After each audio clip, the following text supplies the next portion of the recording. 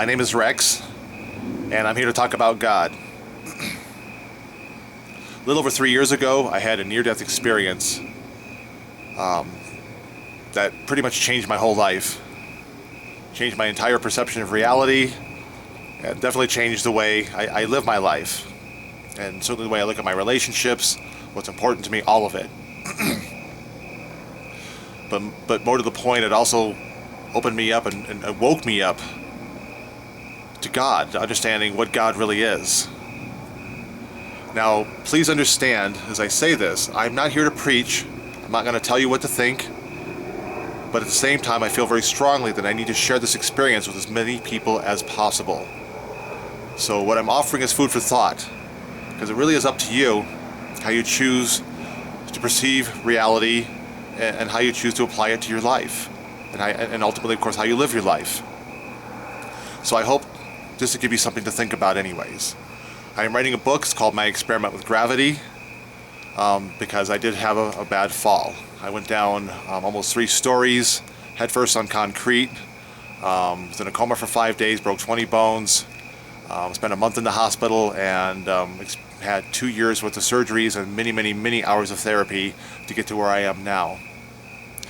I'm beginning to teach classes on the subject, and I'm doing talks, so I thought it only appropriate to start making videos as well, so this is my very first one. But ultimately, I'm just hoping to give you something to think about. Like I said, it's up to you what you do with it. So basically, what I experienced was this.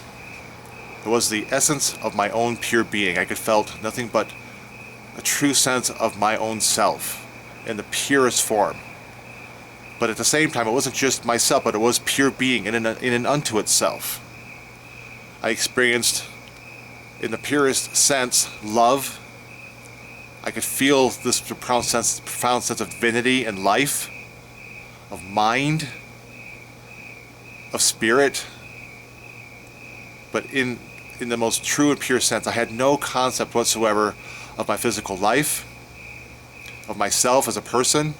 I mean, I knew who I was. I didn't lose sight of that. But at the same time, I couldn't. It's not like I could see my hands. I was just the essence of being. Now, what that basically means, or how that translates, if you will, is imagine if you could quantify this as a singularity, or that of a field, if you will, a field that makes up the singularity, encompassing all of space-time. Now, we know through Einstein's studies that space-time is but one fabric. So if we look at space, imagine the entirety of the universe, whatever that really is. I mean, it may well be much bigger and much older than we know, but imagine that as a singularity. Imagine all of time, past, present, and future, also part of that same singularity. Let's get into probability and possibility, that of multiple realities and parallel universes, which are virtually infinite when you think about it. There's no end to the possibilities. I mean, everything from this idea of multiple versions of each one of us having different experiences, all the way out to this idea of existence, experience, and universes that are so foreign and so abstract we can't even begin to perceive it, let alone even think of existing within something like that. Imagine all of that as part of that same singularity. Everything, all at once, existing in this constant state of superposition. In quantum theory, superposition is basically talking about how atomic and subatomic particles can exist in multiple places at the same time. Looking at reality in this way, it's all pure probability and possibility. It's all superposition. There is no defining anything, because it's just all one. It's just all one field, a unified field in quantum theory. Consciousness, getting into spirituality. It's all one. It's not until we get into this whole arrow of time existence, our moment by moment by moment existence, that we start to differentiate you from me, from other people, but also differentiate between, even relationships of understanding, say, one house from another, the walls from the ceiling, from the floor, getting into, say, the trees from the mountains, from the ocean, the clouds, the stars beyond, the sun, the galaxy, everything.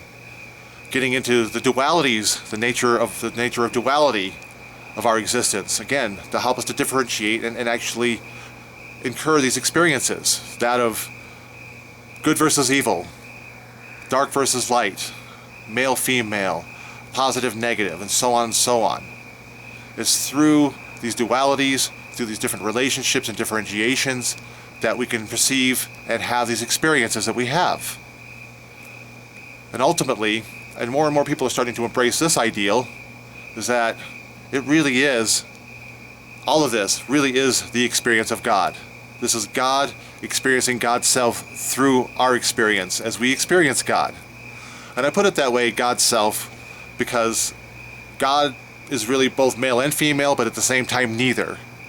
So I prefer to use God's self as opposed to saying he or she. But ultimately, it's true that we really are a reflection of this mind. I don't think this is an illusion, if you will. There are illusory qualities, and holographic qualities to this universe, to our existence, which I'll get into in other videos. But ultimately, this is a reflection of that mind of God, giving the experience. And ultimately, it's the experience which is finite. All of this that we experience, although that we have ourselves, we know that we're going to die one day. We know that the earth, too, will die one day. The sun will perish. Ultimately, so will the galaxy. The universe itself will cease to exist as we know it. It's all finite and temporary. But this core source, this point of consciousness, this unified field, however you want to refer to it, or whatever name you want to give it, that's what is eternal. That is what is infinite. And I'm going to get into that in more detail in future videos. But for right now, I'll just leave it at that. But this point that I'm talking about, this core source of it all, that which derives all of our experience, which is all of our experience, which creates this experience, creation, that is God. So with that, I hope you enjoyed this, and I wish you the very best. Peace. Until next time.